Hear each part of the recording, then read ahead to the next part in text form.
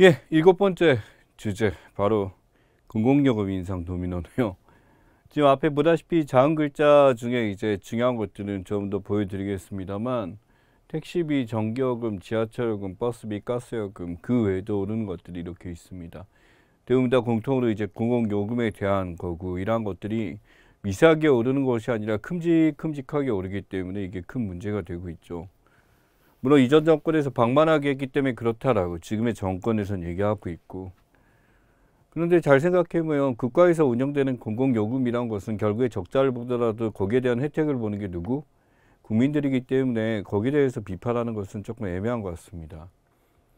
지금 이것을 하게 되는 게 바로 오일 쇼크에 대한 이야기죠. 그래서 이제 지금 이제 새로운 오일 쇼크가 진행되는 것 같다라고 이제 이야기를 하게 되면서 나타나는 게 우크라이나 전쟁이나 기타 등등 이러한 이제 오일 쇼크 이후로 나타나는 것들, 석유파 등 이후에 나타나는 것 중에 최고 최대폭으로 올렸다라고 보고 있습니다. 쉽게 얘기해서 우리는 전기 생산 대부분이 석유나 이제 화석연료를 통해서 이루어지고 있기 때문에 이러한 가격이 오일 쇼크 때처럼 그렇게 비싸지게 된다라고 한다면 어느 정도 올리는 게 맞습니다만 그때로 최고로 올린다라는 게 상당히 대단한 거죠. 가스요금 같은 경우는 1.5에서 1.9배까지로 이제 이야기를 했기 때문에 이제 여러분들이 바라보는 이제 소위 말하는 고지서에는 이때까지 보지 못한 금액들이 나올 가능성이 큽니다.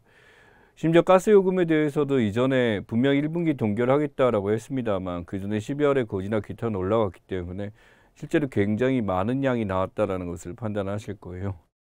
너무 비싸졌습니다. 그래서 이런 1차 오일 쇼크, 2차 오일 쇼크라고 나와 있어요. 바로 뭐냐면 1차 오일 쇼크의 산유국 감소, 오펙들 가격 인상 등이 한꺼번에 됐었고, 우리나라 입장에서는 이렇게 많이 올라간 건 사실이었습니다만 나름대로 중동과의 거래를 통해서 안정적으로 유지를 한 반면에 2차 오일 쇼크는 대적할 수가 없었죠. 이란 이라크 전쟁으로 오히려 올라가는 거에 대해서 그쪽 입장에서는 이제 우리나라의 어떤 정부 이제 시설 투자나 이런 것들이 이제 거의 다 끝난 상태였기 때문에 2차 오일 쇼크의 여파는 굉장히 컸었고, 바로 이 다음 해 이제 전 박정희 대통령이 이제 암살당하는 그런 사고까지 있었죠.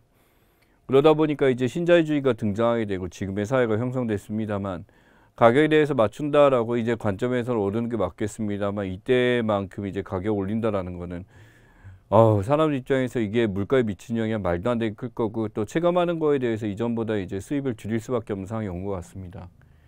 첫 번째는 전기요금입니다. 1분기 전기요금에서 9.5% 폭으로 증가시킨다라고 했어요. 이전에 비해서 그러니까 10%가 증가하게 되는 거는 이게 국가 전체로 엄청나겠죠. 그래서 4인 가구 기준 4,570인데 여기 보면 307kW입니다.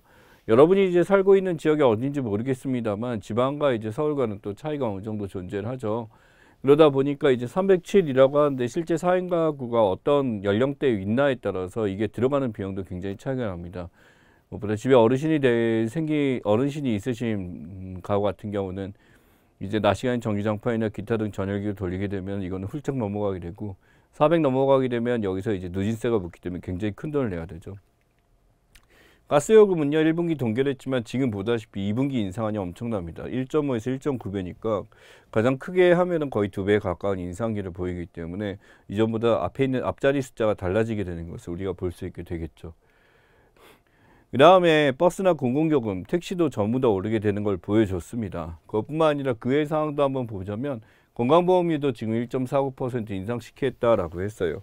이게 나중 가자면 훨씬 더 커질 수도 있고 연금 같은 경우는 17까지 올라갈 수 있다라고 얘기를 했었죠. 직장가입자 범위 0.1% 올리고요. 유류세 인하폭을 줄입니다. 그래서 유류세 인하폭을 25%로 줄이기 때문에 실제 이제 차량 운전을 통해서 어떻게 생계를 유지하고 있는 분은 쉽지 않을 것 같습니다. 당연히 올라가게 될 것 같고 최저시급 같은 경우는 9,620원입니다. 5%로 이제 동결했었고 여기서 올라가게 되기 때문에 실제 월급 연봉 따지게 되면은 보다시피 201만 580원 40시간 근무 기준으로 나오게 됩니다.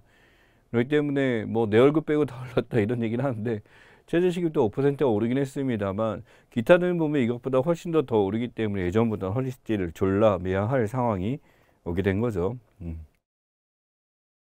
자, 중국 단기비자 추가 증편전 입국 검사, 입국전 검사 의무화 기타 등등 다이렉트로 나타나고 있습니다. 이거는 근데 우리나라만 중국을 막는 게 아니라 전체 다른 나라에서도 다 지금 중국발로 이제 오는 사람들에 대해서 전에는 코로나 제로 현상에 대해서 위드 코로나로 조금 바뀌기 시작하면서 중국 내 코로나 증가 현상이 너무나도 두드러지게 나타나다 보니까 저희 입장에서는 어떤 코로나를 안정화시키기 위해서는 이런 전략을 쓸 수밖에 없게 되겠죠.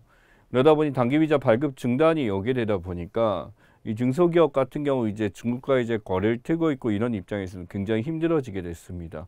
또한 이제 나름대로 외교부 산업부나 이제 수출기업 애로 상황에 대해서 이제 이야기를 하고 이것에 대한 타깃치를 마련하고자 굉장히 힘쓰고 있는 상황입니다. 아무래도 중국과 입국자 대상으로 의무검사가 강화됐었기 때문에 왔다 갔다 하면서 어떤 사업을 진행한 사람들 입장에서 굉장히 힘들고 여행 같은 경우는 거의 끊겼다라고 봐도 되겠죠. 또 우리가 이렇게 하다 보니까 중국에서 이렇게 나오게 된 겁니다. 우리나라 역시도 이제 그쪽에 가는 것이 쉽지가 않게 된 거죠. 여기 보면 Q코드라고 합니다. 우리나라에서 입국 전에 검사를 해서 이제 하는 것 중에 하나인데 여기다가 이제 입국 정보나 건강 상태 정보, 그 다음에 신고까지도 한꺼번에 할 수 있거든요. 그래서 미리 QR코드에다 발급을 하게 되면 여러분 이제 비행기를 타본 이제 국제선 비행기를 타본 경험이 있으신 분 알겠습니다만 여권을 보여주고 확인하고 질문하고 이런 시스템이 아니라 이제는 그냥 여기다 기록된 것을 그냥 QR코드를 찍고 손가락만 찍게 되면 바로 통과되는 시스템을 보여주게 됩니다. 이게 얼마나 활성화됐냐 했더니 오히려 이쪽 줄이 더 길어요. 이쪽 줄이 훨씬 더 길고 오래 걸리는 상황이 나타나기도 합니다. 반대로 얘기하자면 뭐 자동차로 보자면 이제 하이패스 라인이 오히려 더 막히는 거랑 비슷한 것 중에 하나죠. 그러나 전체적으로는 더 빨리 진행되는 건 사실입니다. 그래서 QR코드 제시하고 PCR 검사기가 등록을 하게 되면 정부에서 나온 걸 등록을 하게 되면 통과되는 게 이쪽 시스템에 대해서 이 Q코드에 해당하게 됩니다. 지금 이제 이 Q코드 같은 경우는 이제 검역정보 사전 입력 시스템이라고 그래서 대부분의 선진국에서도 이제 거의 다 시행이 된 거고 우리나라도 지금 다 하고 있는 것 중에 하나입니다만 외국인 확진자에 대해서도 여기서 제대로 등록됐나라는 것을 확인을 통해서 따로 해서 중국발 입국자 같은 경우는 이제 라인을 달리해서 이렇게 받고 있는 실정입니다. 네, 유전체죠. 전장 유전체 분석이라 그래서 지금 이제 이 방역당국 입장에서 BA.5뿐만 아니라 다양한 변이체들이 지금 하위 변이들이 자꾸 나타나고 있다라는 거죠. 무엇보다 중국발로 이제 새로운 변이들이 나타나고 있는데 이걸 통제하지 않고서는 국가 입장에서는 막기 힘들겠다라고 봤기 때문에 지금 하고 있는 것 중에 하나입니다. 유전체라는 것이 있어요. 모든 생명체 구성하고 생명현상 조절하는 이런 것 중에 하나입니다. 그래서 사람의 몸에는 3만 개의 유전자가 있고요. 여기서 이제 DNA 상황으로 이렇게 보자면은 총 염기쌍이 30억 쌍입니다. 그래서 이런 30억 개에 달하는 인간의 모든 염기 서역은 한꺼번에 분석하고자 하는 게 이런 전장 유전체 분석 방법입니다. 그래서 서열 정보 전체를 분석하고 총체적으로 연구해서 30억 쌍 염기 서열 전부 다 살펴보는 것 중에 하나죠. 이전까지는 이제 3조 원이라고 그래서 많은 비용이 들었습니다만 지금 100만 원에 이것을 분석할 수 있을 정도로 기술 자체가 굉장히 상승한 것 중에 하나입니다. 그래서 이러한 전장 유전체 분석에 대해서 내용이 나와 있습니다만 이걸 하면 어떤 이득이 있나요? 라는 건데 유전적 유형 질환의 변이를 파악할 수가 있습니다. 그래서 실제로 이제 아기를 낳을 때도 아기 뱃속에 있는 아기를 통해서 전장 유전체 변이 분석을 통해서 전장 유전체 분석을 통해서 실제 아이가 갖고 있었던 유전적 질환이라든지 이제 장애가 있을 것에 대해서 미리 판단할 수 있는 게 되겠죠. 그리고 심지어 어떤 것들을 미리 알게 되면 이제 치료까지도 가능하게 하는 것을 이야기합니다. 유전자 돌연변이를 통해서 생기는 것들이기 때문에 이런 걸 미리 파악할 수 있다라는 거고 여기에 대한 대처 방안까지도 만드는 것 중에 하나죠. 그러다 보니까 이제 희귀 질환이 실제 유병이고 2만 명 이하이거나 알 수 없는 질환들을 속하는데 이런 것들이 점점씩 다개하게 많아지고 있기 때문에 이러한 전장 유전체 분석 기술 같은 경우는 굉장히 중요하게 나타나고 있습니다. 알아야 될 거는 Q코드라는 것이 무엇이냐 한번 검색해 보시고요. 전장 유전체 분석이라는 것에서 개수가 이제 염기서열 30억 쌍이 있는 거고 이러한 분석을 왜 하는 것인지까지 기억하고 가시면 참 좋겠습니다. 연말정산입니다. 이 돌아온 연말정산 그래서 이렇게 되는데 새해 되면서 이제 또 새롭게 하게 되는 게 신용카드랑 그 다음에 대중교통에 대해서 이제 공제를 늘리겠다라고 이야기를 해줬죠.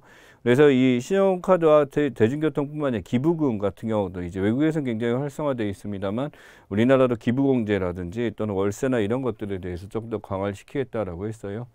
이제 홈택스에서 간소화 자료 내려받고 세무서 방문해서 출력을 하게 되면 또는 회사 제출하고요. 연말정산 결과 제공해서 이걸 돌려주거나 뱉어내거나 아니면 다시 받거나 이렇게 됩니다. 근로자는 회사에다가 이제 1월 14일까지 하게 되고 회사는 국세청에다가 이때까지 지금 등록 확인해서 제시를 하고 근로자 동의하게 되면 하게 되는 것들이고요. 일괄 제공 서비스 같은 경우는 이제 회사에서 간소화 자료를 국세청에서 다이렉트로 보내게 됩니다. 그러다 보니까 근로자가 여기서 끼지 않죠. 근로자가 구제하지 않고 이렇게 시스템이 만들어지기 때문에 이런 간소화제를 일괄 제공 서비스가 이루어지게 됨으로써 개인적으로 이걸 할 줄 모르는 사람에서 이제 선택적으로 한 것이 아니라 이 직접적으로 이제 회사를 통해서 이제 국세청에서 직접 하다 보니까 굉장히 편안하게 됐습니다. 그래서 나름대로 이제 됐었고, 만약에 이제 이전 연도에 비해서 신용카드를 더 썼다라는 기록이 있으면 이전보다 세액공제도 훨씬 더 늘어나게 되고요. 가장 큰 게 우리나라는 미성년 자녀입니다. 자녀가 많은 데 같은 게 3명 이상 같은 게 거의 다 돌려받는다라고 보시면 될 정도로 이제 집안에 부양 가정이 많게 되면은 연말 정산 같은 경우 굉장히 큰 이득을 볼 수가 있습니다. 실제 연말 정산이 어떻게 이루어지냐 하면 일정 금액에 대해서 총 금액에서 일정이 무조건 공제가 이루어지고 소득공제가 빠집니다. 여기서 인적공제, 연금보험료, 특별소득공제 같은 거 이루어지게 되고요. 과세표준 판단에서 이제 자신의 과세표준 규모에 따라 기본소득세율이 어느 정도 계산이 되게 됩니다. 그래서 2단계에서 세액공제, 바로 세금 자체를 빼주는 것을 세액공제라고 부르고요. 마지막에 최종적으로 되는 것이 나오게 됩니다. 이 상황에서 당연히 마이너스 금액이 나와서 이제 뱉어내는 경우도 있지만 플러스로 이제 받는 경우도 있다라는 거 기억하시면 되고, 본인의 소득에 대해서 얼마나 사용하느냐라는 거죠. 기존에 이제 소득세라는 것을 내가 소득이 있기 때문에 내는 거긴 하지만 실제 이걸 다 써버렸기 때문에 그만큼 세금이 나온 상황에서 그걸 돌려주는 개념이다라고 보시면 될 것 같아요. 자, 그래서 여기 보시면 대중교통이나 신용카드 소득공제율이 40에서 80% 늘어납니다. 결론은 뭐냐면 그만큼 대중교통을 많이 이용하는 게 좋다라는 거죠. 그 다음에 신용카드는 전년도에 5% 초과상 20%까지 주니까 예전에 그래서 신용카드 어느 정도 쓰고 이제 좀 더 이제 연말 정산 많이 받기 위해서 현금 좀 써갖고 현금 연수증도 마련하고요. 이제 그런 것들이 많았습니다. 여기다 주거부담 같은 경우는 400만 원까지 하게 됨으로써 임신, 출산, 지수도 난임시설 20%에서 30%까지 진짜 이건 해줘야 되는 것 중에 맞는 거죠. 아이를 이제 낳기 위해서 너무나 낳고 싶어서 고심하는 사람들이고, 이런 경우는 실제로 우리 사회에 나와 있는 사건들하고 다르게 너무나 아이가 갖고 싶어하는 부부들이 지금 준비를 하는 거기 때문에 여기에 이제 세액공제까지 이루어지게 되고요. 그 다음에 기부금이 되는 세액공제 굉장히 중요하죠. 사회적으로 이제 기부를 하는 것들에 대해서 이 기부를 함으로써 세액공제가 이루어진다면 얼마든지 기부에도 선뜻 나설 사람들 많이 있을 겁니다. 그래서 이러한 면에서 일어난다는 건 좋은 소식 중에 하나죠. 자, 그 다음에 2022 개정교육과정입니다. 2015였어요. 그 다음에 미세하게 2018년에 잠시 건드렸었고 2022 개정교육과정에 대해서 변화가 있었습니다. 교육개혁 정책에 대해서 이제 대통령 신년사를 통해서 언급을 했었습니다만 실제 2012 개혁 과정이 있게 됨으로써 어느 정도 이제 변화가 있겠다 예측은 가능했었죠. 이것을 어떻게 재정비하냐라는 것을 이후에 봐야 됩니다만 이제는 이제 학생, 학부모, 교사, 범사회적 전문가, 교육 주체 참여를 확대하겠다. 단순히 학생과 교사라는 입장이 아니라 그걸 넓혀서 이제 하는 지역사회 연계를 굉장히 고려하는 게 이번 교육개정 과정의 특징입니다.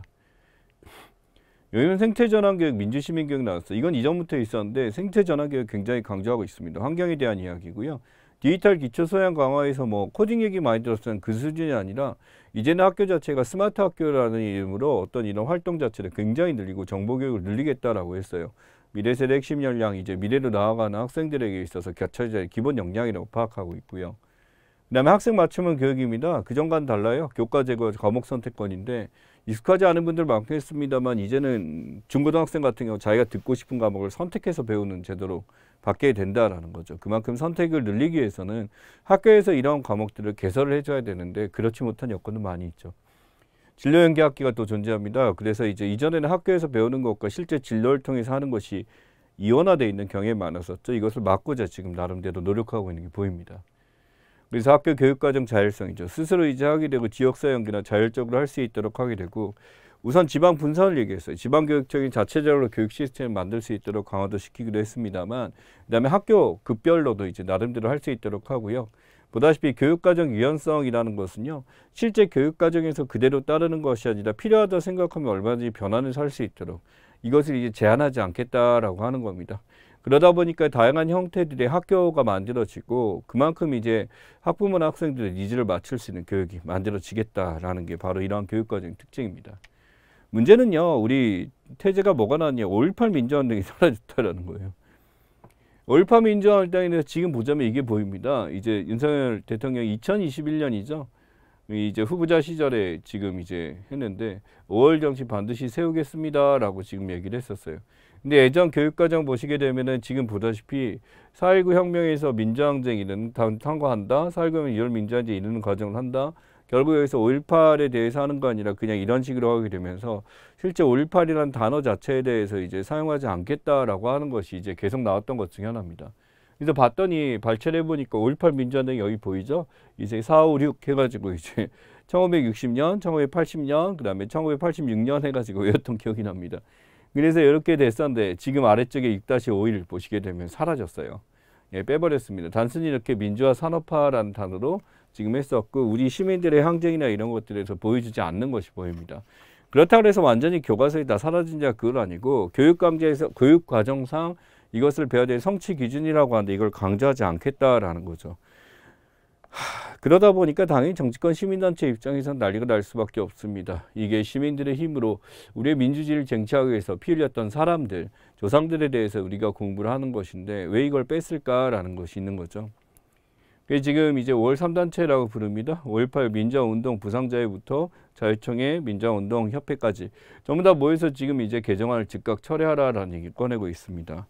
지금 그래서 이제 인사행정에서 5.18 자체를 지어내려는 게 아닌가라는 거고 광주시장이나 전남도지사 같은 경우도 여기에 굉장히 우려함을 꺼내고 있습니다만 이걸 왜 배워야 돼가 아니라 당연히 배워야 되는 게 맞습니다. 역사적 흐름에서 이거는요 우리가 긍정적이라는 것도 당연히 배워야 되는데 부정적도 학습을 해야 된다고 저는 생각하거든요. 근데 5.18 같이 우리에 대해서 어떤 부분 우리 조상들의 어떤 자율적인 주체적인 그런 활동들을 뭉갠다는 것은 저는 동의할 수가 없습니다. 그리고 아이들도 다 알고 있습니다. 자, 지금 보시면은 시위가 굉장히 열화되고 있어요. 브라질발 대선 폭풍, 대선 폭동이라고 하죠. 불복이라고 하는데 아주 단순합니다. 대통령이 뽑혔는데요. 그 반대파들이 이제 계속 폭동을 여는 것을 이야기합니다. 전부 다 정거라고 이렇게 문제가 되고 있는데 문제는 이제 이번에 된 사람이 룰라였고요. 이제 룰라는 뭐 너무나도 유명하죠. 이제 어떻게 보면 이제 사회주의 계열의 이제 진보 측 입장이라 볼 수 있고 그 전에 보우소나루 같은 경우는 우리 시사에서도 많이 다뤘습니다만 전형적인 극보수에 대한 상징적 존재였죠. 남미의 이제 소위 말하는 브라질 또는 남미의 트럼프라고 부를 정도로 이렇게 불렸던 사람인데 그 지지자들이 여기에 대해서 인정할 수 없다라는 거고 굉장히 웃겼던 거는 대선 전부터도 이런 얘기를 계속했어요. 내가 당선되지 않으면 이것은 부정선거다라는 거. 지금 그래서 여기 사진 보면은 이 의회 건물로 난입하는 전임 대통령 지지자들도 보이고 지금 이 사람들이 그 일부에 대해서 이제 시위도 하는 것입니다. 여기 보면 퍼센트가 굉장히 득표율이 박빙이었어요. 50.9에서 49.1이었기 때문에 굉장히 근소한 차로 이렇게 이루어지게 되죠. 그러다 보니 약간 이제 여기다 억울하다라고 해서 이 보우소나루 전임 대통령이 굉장히 여기서 반발했었고 자신의 지지자들을 이제 모아가지고 이런 헤게모니 획득하고자 이제 투쟁을 벌이고 있는 모습입니다. 문제는 이 사람의 말이에요. 이제 아마 처음 보실 건데 이 보우소나루라는 보수 대통령 이번에 이제 불복한 사람이 말하는 거는 뭐냐면 근무독재는 이들을 고문했지 죽이지 않았다는 거죠. 죽여했다라든지 더 많이 죽여했다. 여성은 임신하기 때문에 남성보다 임금이 적어야 한다. 난 너를 강간하지 당신은 강간당하지도 않기 때문이다. 우리 아들은 교육을 잘하고 흑인 여자 놀아다니지 않을 것이다. 성소수자 게이가 되니 차라리 죽어버리길 바랄 것이다. 예, 표현들 보시면 대충 감이 오죠. 어떤 사람인지. 이게 대통령이에요. 대통령이었어요. 대통령이었는데 이런 생각을 가지고 있는 것을 비판하는 것이 아닙니다. 근데 대통령이나 어떤 국가의 얼굴로서 이 사람을 하는 사람이 이러한 것을 마음대로 말로 짓거리고 하게 되면서 국민들을 분열시키고 하는 것이 문제가 되는 거죠. 대통령은 어떤 모든 입장에서는 하나로 아우르고 정당한 분배를 하는 게 가장 큰 목적이 돼야 될 텐데 이런 말을 하고도 대통령을 그래도 유지를 했었다는 굉장히 신비롭기도 합니다.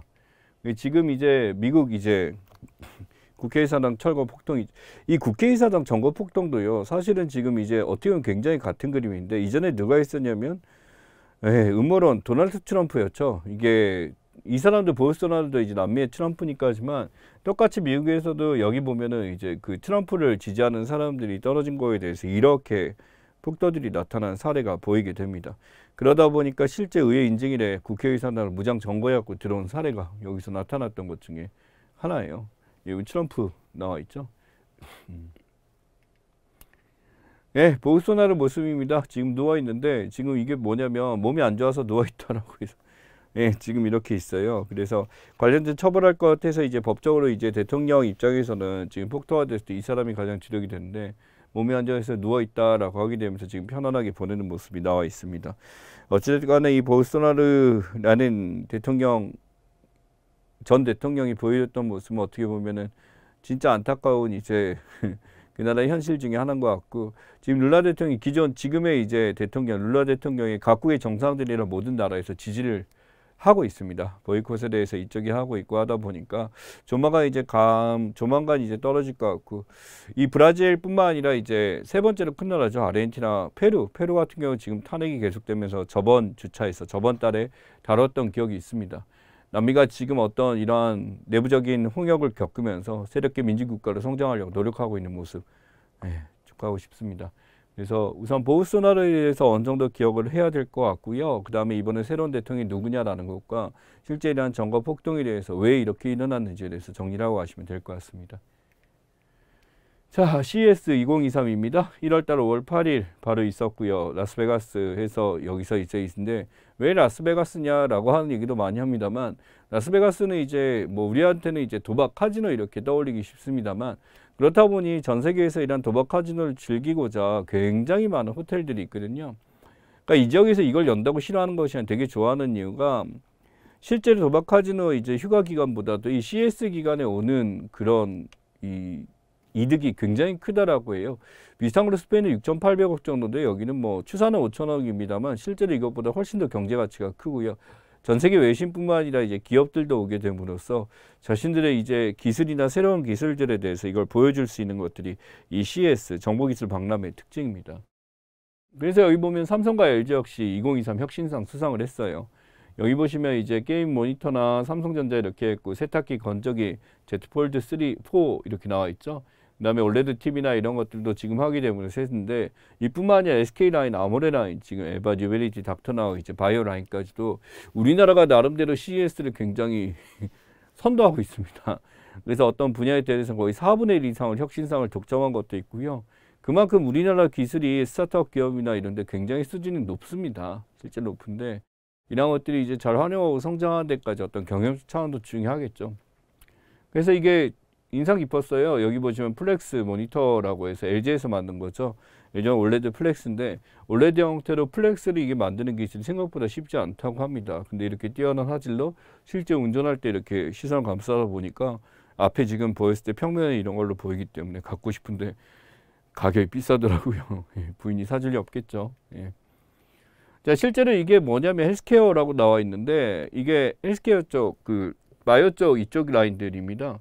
이쪽 라인에 지금 우리가 가져간 게 엄청나요. 이게 전부 다 CS 혁신상 받은 것들인데 아까 나왔던 이제 삼성과 LG 말고도 우리나라 중소기업이나 벤처기업들이 굉장히 많이 올라간 걸 볼 수가 있습니다. 그래서 ADH 아동역이라든지 완각반지라든지 이런 아이디어들이 계속 만들어지게 됨으로써 우리나라가 IT에서는 굉장히 강국이다라는 걸 보여줄 수도 있고요. CES에서도 한국에 대해서 지켜보는 게 굉장히 많습니다. 그래서 여기도 나와 있는 사례들 몇 가지 있습니다만 국내 벤처기업 111개사가 혁신상 수상했다. 역대 최다입니다. 그러니까 CES 전시회가 어떻게 이루어지는지 한번 보자면 미국 소비자에서 하고요. 개천 1월 초 항상 이루어지게 됩니다. 잠시 쉬었던 적도 있고요. 그때는 이제 인터넷으로 진행됐죠. 코로나가 이제 너무 셌을 때 참가 기업 수 보더니 4,100여 개입니다. 그래서 전 세계가 이렇게 보이는데 우리나라 참가 기업들은 거의 대부분이 혁신상 하나씩 가져간 거죠. 전시명제 축구상 30개인데 정말 크다고 해요. 기자들이 가서 이제 탐방을 해봅니다만 이제 어느 쪽을 가야 될지 정말 혼란스러울 정도 정말 크다라고 하고요. 주요 품목, 가전제품부터 첨단기기까지 농업기기나 모든 것들 다 있습니다. 역산 뉴욕에서 했는데 라스베가스 옮기서 더 활용화됐었고 1조 원 이상이라고 보여요. 라스베가스는 2,500억 원이라고 하는데 실제는 1조 원 이상의 그 지역에 대해서 지역의 활성화, 지역경제 활성화에 기여를 한다고 하니 큰 걸 보여주죠. CES입니다. 자, 그 다음에 특별 사면이죠. 이슈가 많이 됐습니다. 예. 이 특별 사면이라는 게 여기서 복권 없는 형만 면제시켜 주는 거냐라고 해서 이렇게 되는데 실제로 이제 형 면제가 되고 복권까지 한 거에 대해서 이명박, 박근혜 계열 인사들만 특혜를 봤었고 이제 김경수 같은 경우는 여기에 대해서 2027년까지 이제 못 나오게 이제 막았었죠. 특별사면 복권 같은 경우는 이제 권리에 대해서 해주겠다라고 했었는데 실제로 이명박 같은 경우는 벌금도 면제, 15년 징역도 면제. 그러니까 이 사람 끝까지 98세까지 감옥에 있어야 나온 거죠. 김성태 전병훈 국회의원도 이제 형선고 실효 복권됐고 여기서 이 아래도 지금 복권된 사례들 지금 나와 있습니다. 복권은 굉장히 큰 거죠. 잔형 집행면제에서 최경환은 이렇게 됐었는데 아래쪽에 김경사 같은 잔형 집행면제가 이렇기 때문에 허울상 풀려났긴 했지만 이 안에서 복권이 이루어지지 않은 거고요. 잔형 감형도 지금 이게 보이게 됩니다. 그래서 복권에 대해서 지금 아래쪽에 김기춘, 조윤선 이거 보이는데 예전에 블랙리스트, 화이트리스트 그때 이제 주력으로 있었던 사람들에 대해서 있고 우병우 이름도 오랜만에 보이네요. 그죠? 그 당시 이제 바로 이제 저희 쪽이 이제 다루는 게 화이트리스트에 대한 이야기입니다. 블랙리스트도 있지만 화이트리스트도 있었죠. 이 화이트리스트가 더 큰 문제가 됐었는데 박근혜 대통령이 지시를 했냐 안 했냐에서 이제 물음표가 있습니다. 제가 보기에는 지시는 했으나 뭘 지시했는지 몰랐을 가능성이 커요. 김인춘 비서실장이 조윤선과 형기한 박준을 내리고 공모를 하게 됨으로써 바로 누굴 골라? 정경영하고 이렇게 되게 되면서 월드피스 자유연합, 어버이연합, 이제 노인회, 대한노인회 등등 소위 말하는 이 박근혜를 지지하는 보수 이제 그 시민단체들한테 특별한 국가의 지원을 하게 되면서 이들이 어떤 이슈를 만들고 대항을 할 수 있도록 계속 조정을 했었던 거죠. 국가에서는 이 시민단체에 대한 지원에 대해서 모두 다 이제 똑같이 이루어져야 되는데 자신에 대해 입맛에 맞는 이걸 골라서 하다 보니까 이 리스트로 따로 만들어서 관리했다는 것이 이들에게는 큰 문제가 됐었습니다. 그 당시에 이제 문체부 블랙리스트예요. 문체부 블랙리스트를 이제 박근혜 정부에서 만들었었고 직권남용 감형죄에서 반정부상 문학의 단체에서 뭐 이때 유명한 사람들 많이 있었죠. 이 국정원 직원들이 따라가면서 맡게 됐었고 그래서 이제 구속이 되게 됩니다. 환경부 블랙리스트라 해서 산하기업 블랙리스트 작성했었는데 이때 김영정 의원이 청와대 비서관 이런 사람들이 모여서 해서 정권보다 맡은 산하기관 임원들에서 블랙리스트를 작성해서 진급이라든지 기타 등 여러 가지 불이익을 준 것이 문재인 정부에 똑같이 있었습니다. 이 블랙리스트가 예전에 없었느냐? 없는 게 아니라요. 아예 심했어요. 아예 내놓고 지금 해서 이 블랙리스트가 대통령 산하뿐만 아니라 전체에서 다 조정해서 만들었었고 지금도 이제 이게 존재하죠. 그래서 자신의 코드에 만차하거나 이런 사람들 다 깎아내리는 게 있는데 문제가 정말 크죠. 전직 대통령 흑역사입니다. 이제 바로 뭐냐면 계속 이제 대통령이 잡혀나가는데 전두환 무기징역 확정됐는데 특별사면 석방이 이루어지죠. 바로 뭐냐면 8개월 예 대박. 자, 네, 구속이 됐었는데 징역 12년이 확정됩니다. 역시 8개월 만에 특별사면 석방. 대통령 2명을 이렇게 같이 넣었다라고 해서 그때 이슈가 많이 됐어요. 그래서 이렇게 빨리 왜 풀어줬냐라고 생각할 수도 있겠지만 나름대로 전직 대통령 2명을 비리로 쌍꺼번에 집어넣었다 해서 외국에서는 굉장히 대단하게 본 사례였습니다. 어쨌든 너무 빨리 풀려났죠. 자, 이명박입니다. 예, 징역 17년 확정돼가지고 이렇게 됐었는데 만기출 2036년에 나와야 했었어요. 그러니까 나이가 이때 엄청 났겠죠. 예, 90살, 91살 정도 돼야 나오는 건데 풀렸죠. 자, 그다음에 여기 보면 국정농단, 국가정원 특수활동비 등대에서 박근혜 전 대통령이 2039년 만기출소 20년 확정, 22년까지 이렇게 됐었는데 건강 안 좋다고 금방 풀려나서 지금은 조용히 있습니다. 뭐 스스로가 무슨 얘기를 할 게 있을까요? 예, 아무튼 전직 대통령이 이렇게 감옥에 잡혀가서 이렇게 된 일들에 대해서 굉장히 대통령들이 왜 그럴까라고 생각할 수도 있지만 여러분 입장에서 이렇게 생각해 봅시다. 이 대통령 우리가 뽑은 사람이에요. 그러니까 여러분들이 이때 투표권이 없었다라고 한다면 이러한 일들이 있는 나라이기 때문에 여러분이 어떤 투표권을 정말 잘 쓰고 잘 활용할 수 있는 것을 예, 간곡히 부탁드립니다. 자, 그래서 이 두 가지가 이제 시사적으로 기억을 해야 될 거예요. 특별사면과 가석방입니다. 특별사면 같은 경우 형선고받은 자 일부에 대해서 지금 이루어지게 되고요. 심사활동에서 법무장관 상신하고 대통령이 명합니다. 가석방 같은 경우 가석방 심의에 누가? 법무부 장관이 명하게 됩니다. 이게 두 가지가 차이가 있어요. 대통령의 명령으로 이루어지는 것과 법무부 장관이 최종 결정을 하는데 이게 일반 사면과 특별 사면과는 달리 일반 사면 같은 경우는 국회의 동의 절차가 필요한데 특별 사면은 그냥 대통령이 말로 꺼낼 수 있습니다. 그만큼 대통령이 또 여기에 대해서 책임을 져야 되는 것 중에 하나죠. 그래서 형 집행면제, 형 선고 효력 상실이 같이 이루어지고요. 가석방 같은 경우는 무기형 10년 제한 요소도 있고요. 실제 가석방 기간 종료 후에 형 집행 정지가 이루어집니다. 이게 무슨 뜻이냐면 가석방은요 지금 임시로 석방이 됐을 뿐이지 아직까지 형이 끝난 건 아니기 때문에 어떤 사회적 생활이나 이런 면에 차이가 있다라는 것을 기억을 하셔야 됩니다. 최종 권한자 누군지 기억을 하셔야 될 것 같고요. 누가 이제 결정권자인지 여기에 대해서도 물어볼 수 있으니까 꽤 많이 나왔던 문제 중에 하나다라고 말씀을 드리겠습니다. 자, 미국 혹한 원인, 제트기류 극소형돌입니다. 뒤에서 이제 극소형돌이 형태에 대해서 다시 한번 보게 될 거고, 북극 주변 맴도는 차갑고 건조한 공기덩어리, 엄청나게 큰 기단이 형성되게 됨으로써 눈도 안 와요. 이 기단 때문에 구름이 이쪽으로 못 가죠. 이제 밀어내기 때문에 이렇게 되고, 제트기류 이런 편서풍까지 같이 만나게 되면서 이게 도는 것과 편서풍이 함께 오다 보니까 미국을 아주 강탈해버리게 된 거죠. 지구온난화 제트기류 약화되고요. 극소형돌이가 이제 남쪽으로 내려오게 되면서 미국을 덮어버리기 시작하고 폭탄 사이클론. 영하 48도, 50도를 만들어 버리는 거죠. 너무나도 추운 게 많아지면서 혹한 폭설이 미국 대부분 지역 강타하면서 미국은 진짜 엄청난 혹한을 겪게 됩니다. 근데 지금 혹한을 겪었다는 여기는 바로 어디냐면 유럽입니다. 유럽 알프스고요. 알프스에 겨울을 하게 되면 굉장히 이제 스키장이라든지 이런 것도 많이 있고 눈이 덮여 있는 설원이 굉장히 아름다웠잖아요. 근데 지금 보다시피 스키장의 모습이 이렇게 바뀌었습니다. 바로 뭐냐면 이쪽이 완전히 눈이 다 녹아서 따뜻해졌기 때문에 이쪽으로 이제 슬로프를 어떻게든 이제 쥐어짜고 만들어서 타고 있는 모습이에요. 그러다 보니 유럽은 지금 굉장히 날씨가 더워진 상태이기 때문에 이게 또 무슨 효과를 줬냐라고 한다면 이번에 우크라이나 전쟁이나 그래서 가스선 견선, 뭐 노르스트롬 2라든지 여러 가지 우리 그 얘기를 많이 했었습니다. 이런 것들이 가스 사용이 많지가 않게 된 거예요. 왜? 춥지 않으니까. 난방으로서 그걸 많이 쓰게 되고 비용이 올라갈 거다 그랬는데 그렇지 않게 되니까 천연가스의 가격이 떨어지는 상황이 오게 됐었죠. 한편으로 미국은 이제 굉장히 춥다 보니까 이와 다른 현상이 나타나게 됐습니다. 그래서 지금 각 지역 보게 되면 온도가 나는데 1월달 템퍼러처 온도예요. 1월달 온도인데 지금 유럽 쪽 보게 되면 지금 폴란드 같은 경우 19도가 지금 나타나고 있는데 여기가 지금 당연히 영하를 떠는 굉장히 추운 데였거든요. 덴마크라든지 이 덴마크 북극권에도 20도까지 떨어지는 거 12.6도라든지 라트비아나 리투아니아 기타 등등 굉장히 고온 현상이 나타나고 있습니다. 29년도 체코는 대박이죠. 20도라는 거는 우리 알다시피 여름, 가을 넘어갈 때 이런 기온인데 지금 겨울에 이게 나타나다 보니까 굉장히 더워지고 예전과 같은 형태가 아니되고 크리스마스에 굉장히 밝은 크리스마스를 볼 수 있었던 것 중에 하나입니다. 지금 굉장히 이상고온이 나타나고 있는 거고 오른쪽에 파란색 보이죠? 이쪽에만 이렇게 이상고온이 나타나게 된 현상이 나타났습니다. 자, 극제트기류에서 강화 보자면 극지방에 한기가 숨어 있습니다. 굉장히 춥게 되는데 강한 제트기류 이걸 감싸고 있는데 이게 어디로? 미국 쪽으로 남하하게 되면서 이제 주게 된 거고 이게 미국 쪽으로 하다 보니 이 한기가 이쪽으로 안 오면서 반대로 유럽 쪽에는 이제 춥지 않게 되는 현상이 나타나게 된 거죠. 남북으로 사행하고 이렇게 되다 보니까 냉각모드 다른 쪽에 이제 가게 되면서 이 제트기류가 떨어지는 쪽은 엄청난 추위가 나타나게 됩니다. 이러한 한기하고 같이 움직이기 때문에 나타나는 거고요.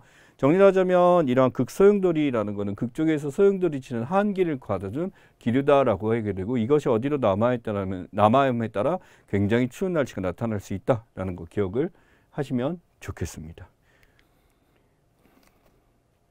지금 뭐냐면 대단한 TTF 가스 선물 가격인데 가스가 지금 어떻게 됐냐면 8월 20일 정점을 찍었어요. 이 우크라이나 전쟁 가열됐을 때. 근데 지금 보다시피 이게 떨어진 거예요. 이게 당연히 올라갈 거라고 생각했죠. 근데 떨어진 이유는 뭐 생각보다 춥지 않아서. 유럽 쪽이 이렇게 되다 보니까 일시적으로 이제 준비를 한다고 비축했으나 더 떨어지는 것을 보여줍니다. 그래서 전쟁의 여파로 가스가 올라갈 줄 알았는데 오히려 전쟁 직전 수준까지 지금 남아가기 시작하면서 어디까지 떨어질 건가 지켜보고 있는 현상이다라고 말씀을 드리겠습니다. 자, 다음 15위 이슈부터는 쉬었다가 진행하겠습니다.